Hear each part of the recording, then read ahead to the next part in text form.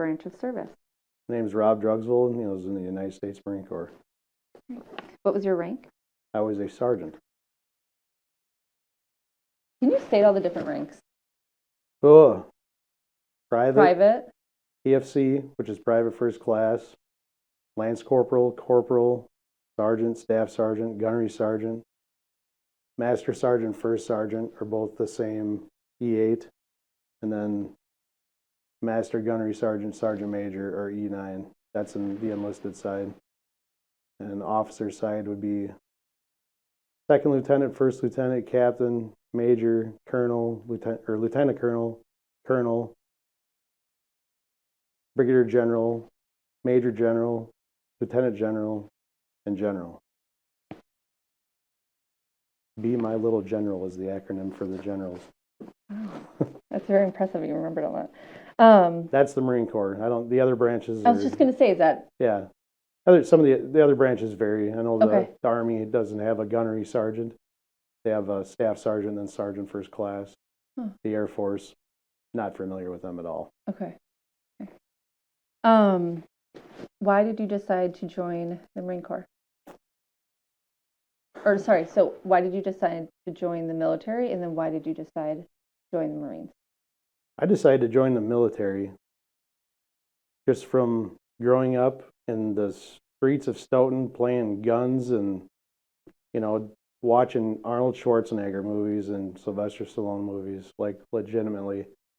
Like those guys and the muscles and shooting stuff and blowing stuff up, not necessarily killing people, but just the alpha male side of things. And I grew up with a dad that was, very tough, the mechanic kind of guy, chopping wood, playing softball, all that good stuff. So yeah, Arnold Schwarzenegger and Sylvester Stallone just added to that even more. So it was like, yeah, I want to do something like that. And we would organize. I know Jordan talked about growing up playing paintball and stuff like that. We just played, guns with mouth noises and stuff like that. And we organized, fire teams and squads and different base camps. And, so it just, I don't know, just seemed like the right thing to do later on in life. Like, yeah, okay. And then why the Marine Corps? I don't know. If you're going to do it, go all the way. I didn't know if I wanted to be like special forces, like a Navy SEAL or, a reconnaissance Marine or something like that. So I figured, if you want to be the best and not go special forces, my thought process was always you go to the United States Marine Corps. So I wanted to achieve that goal. Do you recall what your first days of service felt like? Well, first days of boot camp were horrible. Even before, like, I went to boot camp 9 days after I graduated high school. So it was had a graduation party, went to a couple graduation parties because I needed to go. It was either I went to the military or I was going to not succeed. Not that I was on a bad path, but I needed to go. So I went right away. I got to boot camp. It was the biggest culture shock of my life. I'd only been outside the state of Wisconsin once before I went to the Marines. So it was, culture basis, being from a town like Stoughton, and then you go to California, San Diego, with people from everywhere, all walks of life, all amazing people. And then you got 5 very intimidating men with very specific hats on yelling at you for 3 days straight. And now I look back at it and it was the 5 greatest days of my life. What is one thing from boot camp that you will never forget?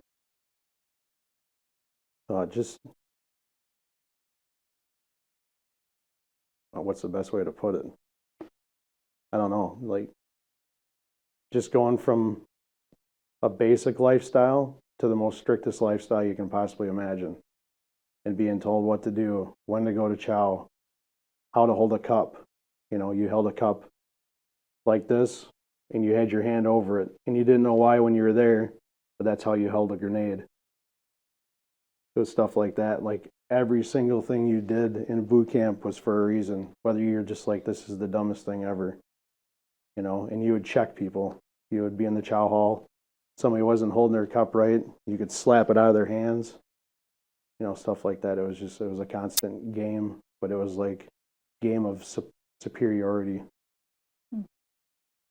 What is the story that you seem to tell people from that time over and over? Of boot camp, Mm-hmm. I find myself telling people how we washed our clothes. We didn't have a washer and dryer. You didn't have a maid service. You didn't have your mom. You didn't have your grandma. You didn't. So we had these concrete sinks that were outside, and they were probably, I don't know, 40 feet long, and there was two of them, and they just had these spigots that came out of it, you know, randomly throughout, and you had your soap, and you had a little brush, and you put your little soap on there, and you scrub your clothes, and you went to the clothesline and hung your clothes up.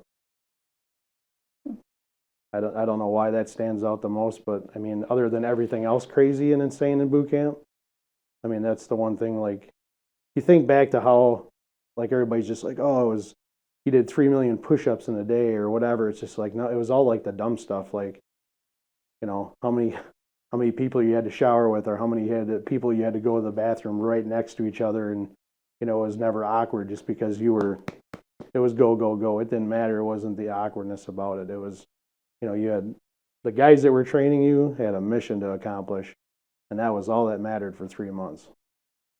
But yeah, the wash racks I just find myself like reverting back to, you know, it just was like ancient times. I don't think they do that anymore. I'll have to check back. What was your favorite food from the mess hall? But growing up in Wisconsin, we didn't have grits. So I became a fan of grits, and I don't know why. Grits with lots of butter and lots of sugar, because you didn't have you didn't have soda in boot camp. I mean, you went to the mess, but it's not like we went to a vending machine. Like, you drank water out of a canteen all day long until your eyes were floating. When you got to the chow hall, you had milk, chocolate milk, orange juice, and I think that was about it. So when you had grits, that was like your time to just like, oh, I can pile on as much sugar as I want. So that was kind of like the only outside civilian thing that you really got. But yeah, I don't know why. And I still love grits to this day. Kind of like cream of wheat, I guess. So. Mm-hmm. So where did you serve, or where were you deployed? So the Marine Corps deploys with the United States Navy. So I was attached to 2nd Battalion, 2nd Marines, which is an infantry battalion. So basically the frontline guys, I was a radio operator / communication specialist. So I was attached to an infantry unit, and we deployed with the Navy 6-month deployments at a time. So I was stationed at North Carolina, and we deployed with the Navy out of Norfolk, Virginia. So you're basically a dominant force. There's always a dominant military force, whether you're floating in the waters or you're on a base somewhere in the world, you know. And I just happen to be in the Mediterranean Sea. So it's called a MU. It's a Marine Expeditionary Unit. It's just a pile of, you know, you got infantry, you got tanks, you got artillery, you got communications, you have, you know, helicopters. I mean, we have everything. It's like taking everything and compiling it into one unit, putting it on 3 different boats. You go over there and basically float around and wait for something to happen. You're basically a police force, and I guess is the best way to explain it. And I did that twice.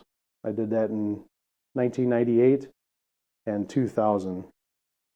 And lucky enough, I got to be on the same ship both times. So had the same food hookups and gym hookups. And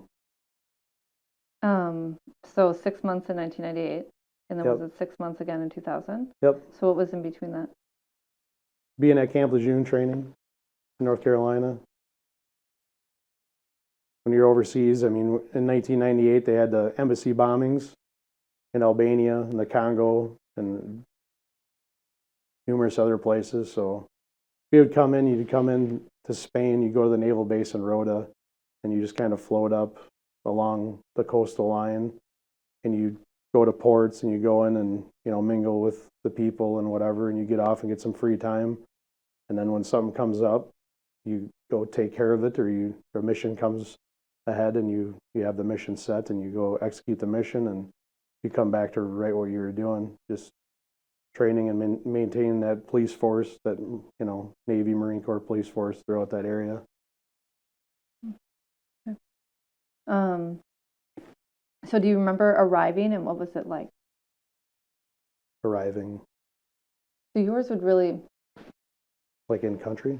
Or? Well, really it was, when we were asking this, it was when you were deployed abroad.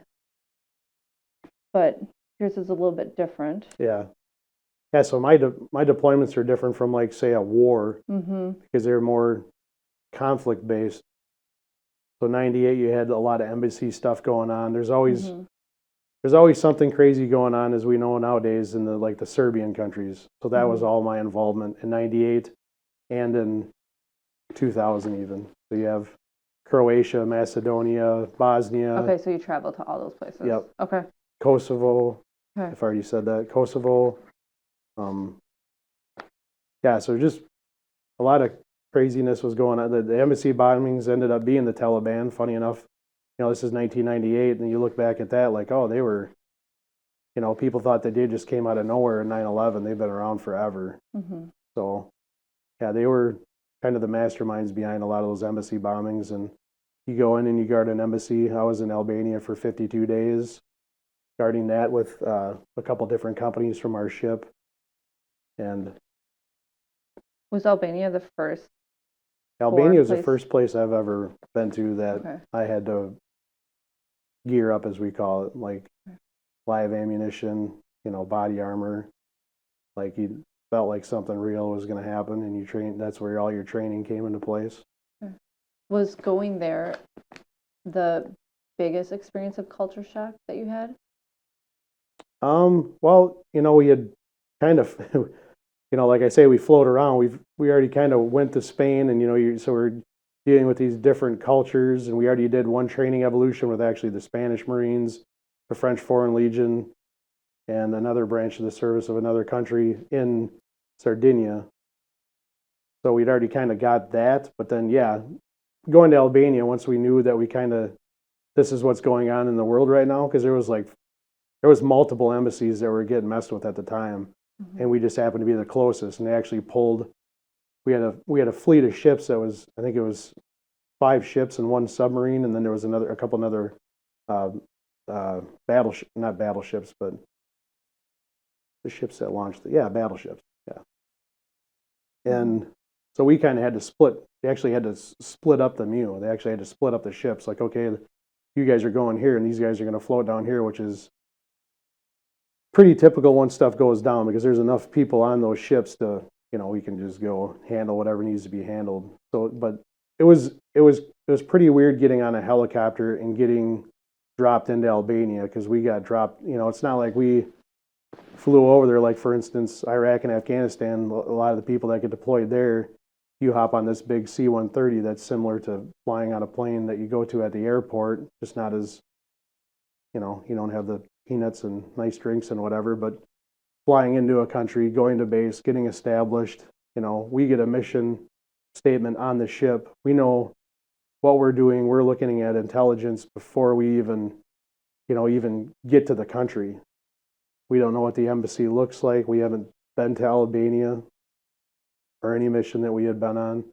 And once we touch ground, it's all picture, So I'm the radio operator. I have an intel brief with my lieutenant and my intelligence officer.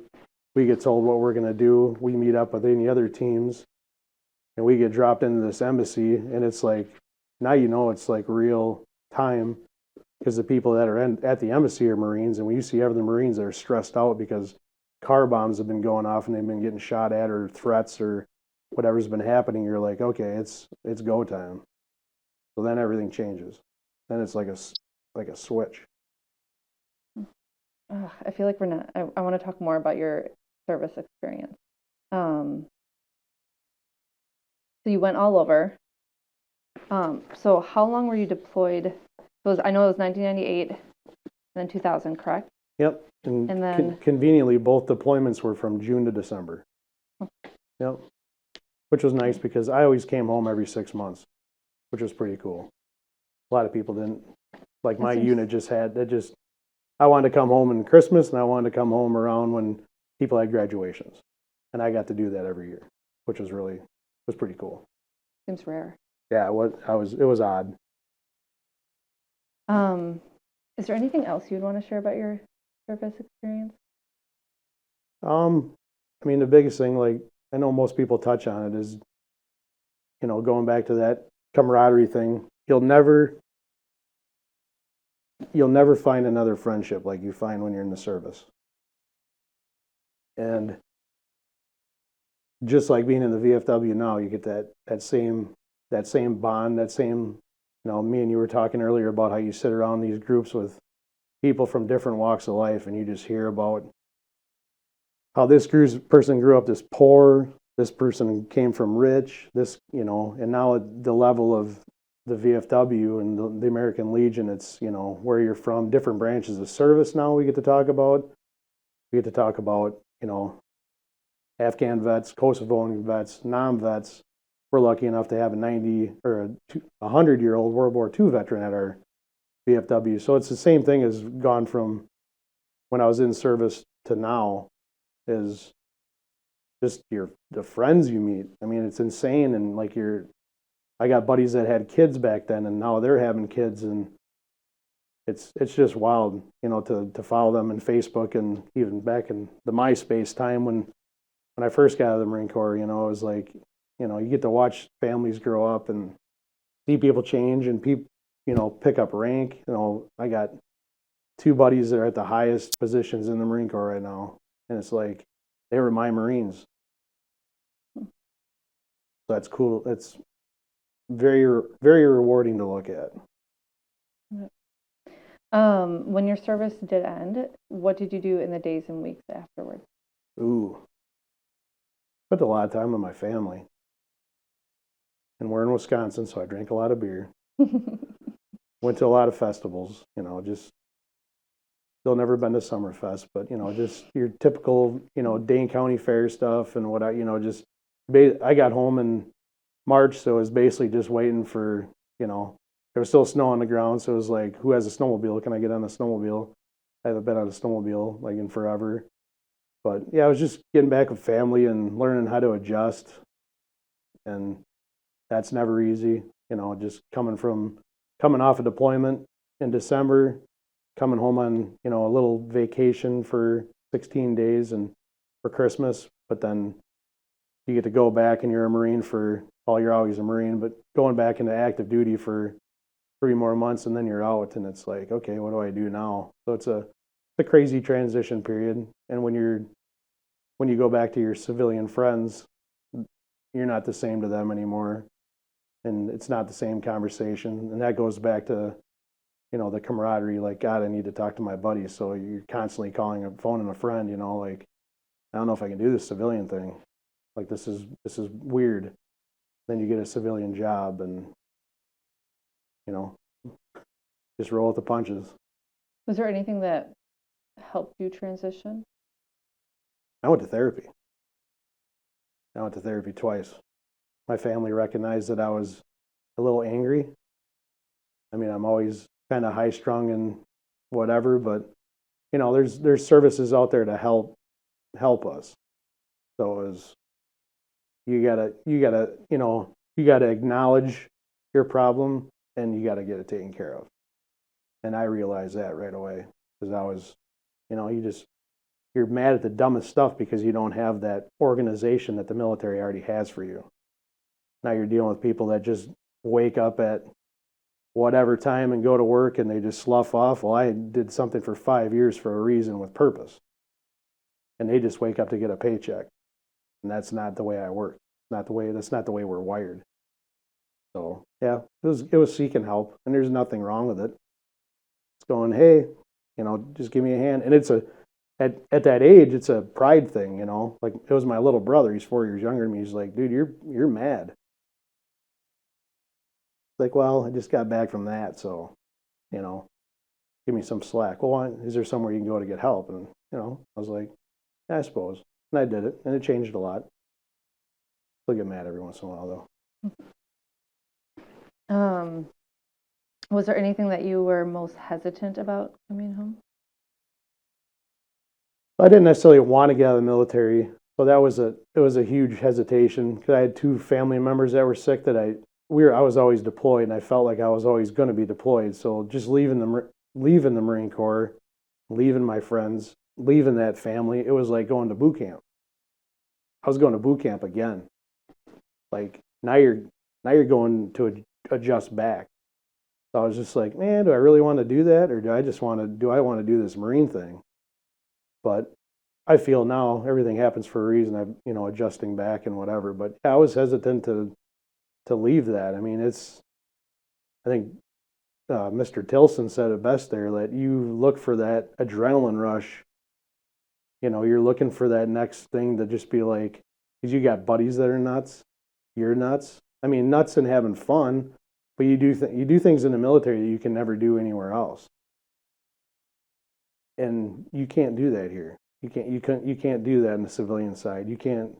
We're on a base, and they just not that they let us roam wild and just, we're not like, chimpanzees at the zoo or anything, but, to a certain point, they let us act crazy to a point where they have to be like, okay, tame it down, boys and girls. So, yeah, there was a hesitation to leave that lifestyle, absolutely. And I miss it every single day still. Did your military experience influence your thinking about war or the general military? As far as like looking back at it, or just like being able to acknowledge it and like actually have a real opinion about it, because a lot of people on social media, especially, everybody's got their opinion about political stuff and whatever, and I could care less. But the fact that I was in another country, I understand how other people live. Like with us having it, I would say we have it made here. And going to other countries and looking at, how the Ukraine's treated and how another country can just step into that. When I look at that now, I understand it because I've been there. I've seen other countries try to take over other countries. So if that's kind of how you're asking, like just being able to look at it from a perspective, because I've been there and I look at I wasn't in Afghanistan or Iraq, but I know what these guys were going through to an extent. Because I had, they're trying to help a people, they're trying to help a country. I was doing the same thing, just on a smaller level in a different country. But it's the same mission. We train for the same thing.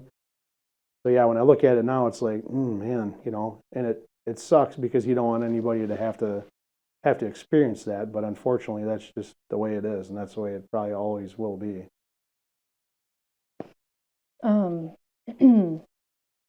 How did your service and experiences affect your life?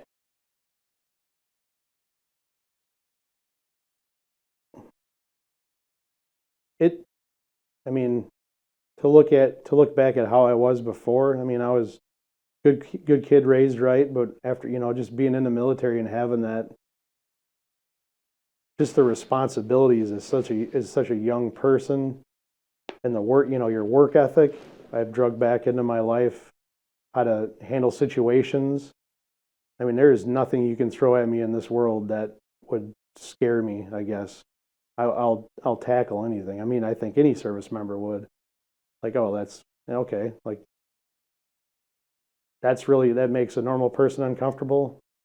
We're trained for situations like that. So that's helped me. Like, just the confidence of it. Like, if I don't think I can get through something, think back of something that I did that was harder. If I'm out sweating, raking concrete one day, and I'm like, God, this is so hot. Well, it's a lot nicer than it was in Northern Africa in 2000 when I was sweating in, full body armor or NBC equipment, like gas mask training or something. So, I mean, the military trains you for life, whether you spend 4 years there or 5 years. If you don't take anything out of it, or 4 years or 20 years in it, you retire. Like, if you don't get something out of it, then I feel sorry for you, because it's a boot camp itself is a quick life lesson of, discipline, determination, self-reliance. and just being able to, conquer whatever's in front of you. And that's what life is all about. I mean, just setting a goal and achieving that goal. I'm so much more straightforward than. This is great. No, this is. I'm sorry. What? No. No, guys, your this is stories are great. No, I'm like thinking off the back burner of stuff. No, Rob, this is great. Yeah. No. What is the Stoughton veteran community like? Oh man. The Stoughton veterans community is amazing. So when I first got out, my grandpa Treeloff was the chief of police. He was a Korean War veteran. He signed me up for 2 years of the American Legion, 2 years of the VFW. And he's just like, you can make your determination whether you like these, because it's all old guys. I mean, we all know the label. Oh, there's an old guys group out here and there's an old guys group down there. And that's usually what you run into. And I was like, okay, whatever. They go with the VFW, and the VFW was cool, whatever. We go under wedding receptions and whatever there. The Legion was cool. And the Legion was really receptive to me because I started playing horseshoes with my dad on a horseshoe team. And like all the guys in this horseshoe league, not all of them, but a lot of them were like Vietnam, Korean, and we actually even had a couple World War II veterans, from this area. So they just kind of took me under their wing as far as the vet side, and I wasn't even looking for a veterans group to hang out with. Like I had just done 5 years, I got out, I needed to focus on, what's the next step in my life. But these guys they're always kind of always there, or they they were always there. We had Archie, Bud, Dickie. And looking back on it now, it's like that's the reason I stuck around for so long. And I wasn't active with either entity until our last commander, Eileen Tape, who's another Marine Corps veteran. She was just snatching up all us young vets in town. And she's not from town. She's from New York. And she was just pulling any young vet she saw that, and she's just like, oh, I heard you're from town, and, the Drogsvold name, not that we're popular, but it's a homegrown Stoughton name. So I got involved, and so all those years of just being acknowledged by those older guys I was playing horseshoes with, and then it just kind of came to head in 2018, 2019. And now all of a sudden in 2022, I'm the commander of the Stoughton VFW, which in 1996, when I graduated high school before I went to the Marine Corps, that wasn't a thing. There's no way. Those guys were up here they're on a whole nother level in my head. Not that they ever thought of themselves better than anybody, as sure as I don't, but that's just kind of that's a position in this town that needs to be filled by the right person, whether it's at the VFW or the American Legion, just to be able to represent our veterans community in this town appropriately. And hopefully I'm doing that well. I think you are.